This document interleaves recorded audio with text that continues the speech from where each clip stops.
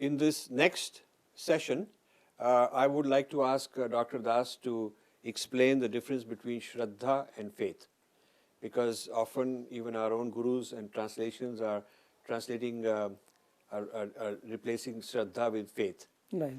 Faith is confidence or trust in a person or thing. I could have faith in an airline, they're always on time, or a person who's, I respect. Faith, it's a belief that is not based on proof. So it's a blind faith. Faith can be belief in God or in the doctrines of that religion. Faith can be belief in anything like a code of ethics or a standard, some kind of a system that you have faith in. Obligation of loyalty or fidelity to a person, promise or engagement. So I made a promise, I have to be loyal, and that is a sign of I'm a faithful person. And the observance of obligations or fidelity or promise or oath, allegiance.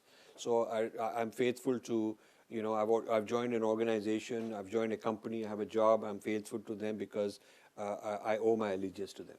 So these are the ways that faith is described. Mm-hmm. So how is Shraddha how is Shraddha in a true sense different than that?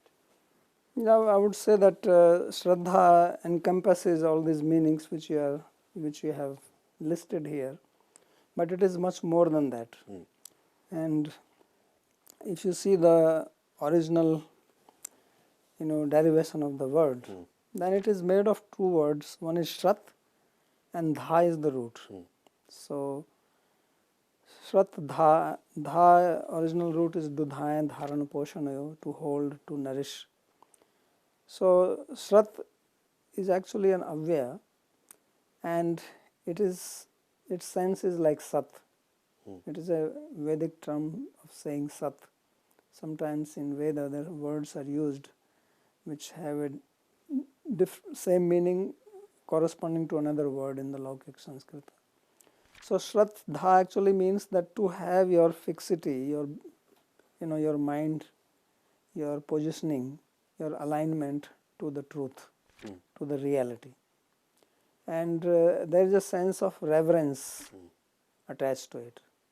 So originally Shraddha means that I have Shraddha in something which is superior to me, which is divine, which is worshipable. So that's the original meaning of the word Shraddha. Although in the secondary sense Shraddha also can be used as having Shraddha in some mundane things. So that is the basic difference, that when I say that I have Shraddha, say in Shastra, then it is not saying that I have Shraddha in, say, my government, or you said in an airline. Because when I have faith Yes. in airline, I don't have any reverence for that. Yeah. All I mean is that if I pay money to them, I get a ticket, then they'll honor the ticket. They'll honor the ticket. So that is faith. Yeah. But here Shraddha is not that kind of thing. So faith is more of a transactional system. Right. I gave money to this video guy, and he's going to give me my video. So we have another. So I have faith in him. Yeah, we have another word in Sanskrit which is called Vishwas. Vishwas. Yeah. So faith is more like Vishwas. So faith is more like Vishwas, and Shraddha is more than that. So Shraddha contains the sense of Vishwas in it, but it is reverential.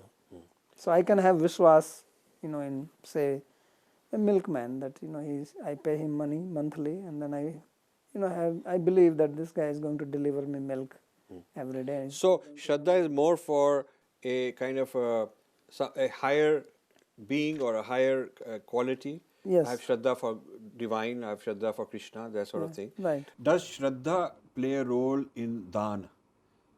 Because they say कि Shraddha bhav se Dhan karna chahiye. Yes, Dhan is not some materialistic activity, it is part of dharma.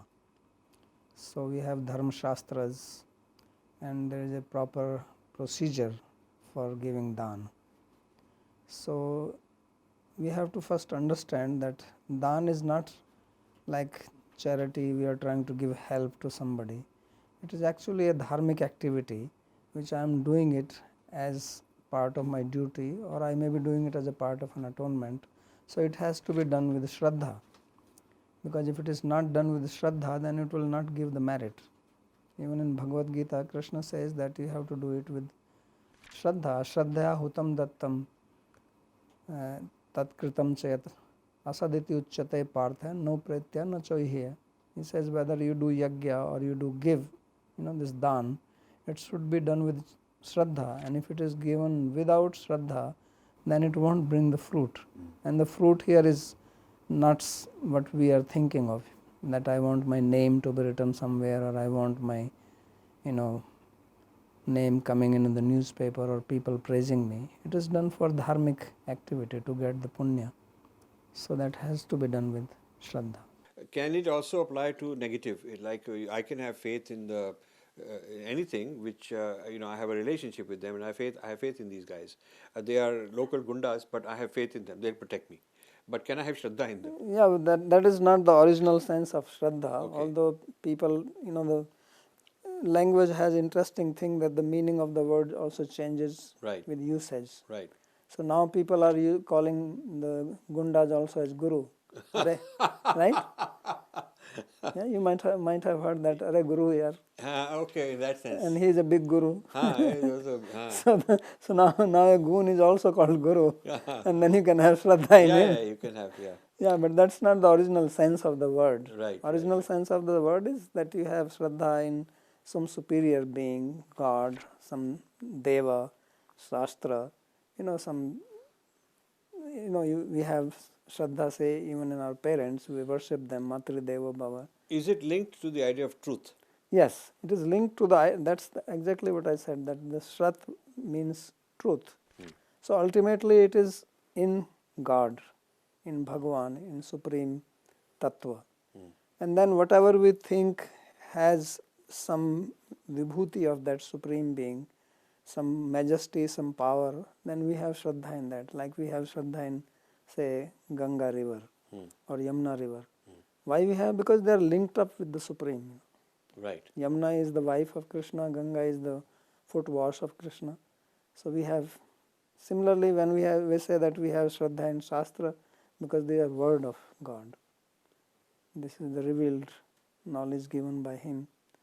And when we say we have Shraddha in our parents, or we have Shraddha in Guru, because Guru is also representative of God, and parents are also our first representative of God. So even though Shraddha may be for something mundane, it is mundane as a representative of the divine, right. As a path to the divine, as some kind of a representation of the divine. So, but ultimately the target of the Shraddha is something divinity, Right. some kind of... So even in Bhagavad Gita, when Krishna is talking about 3 types of Shraddha, and all those 3 are material Shraddhas, because there are actually 4 types of Shraddha.